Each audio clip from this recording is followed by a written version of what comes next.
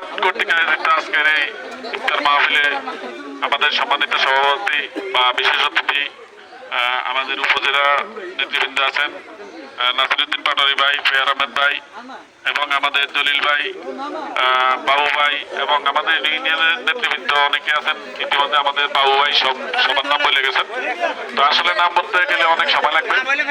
আমরা শুধু একটি কথা বলবো যে নীলু ভাই একটু কথা বলছে যে 5 আগস্টের আগে আমরা কখনো কল্পনাও করতে পারি নাই যে আমরা রাজনৈতিক বিষয় নিয়ে বিএনপির এবং তৃণমূলের যারা আছেন, যারা বিএনপির সমর্থক আছেন, তারা কখনো কল্পনা করতে পারে নাই যে 5 আগস্টের আগে যে আমরা কখনো কোনো জায়গায় খোলা ময়দানে এইভাবে কোনো প্রোগ্রাম করতে পারবো এবং রাজনৈতিক কথা বলতে পারবো। আমরা সেখান থেকে যে আমরা ফিরিয়েছি তার প্রতি আমরা মহান রবের প্রতি আমরা শুকরিয়া আদায় করি, আলহামদুলিল্লাহ।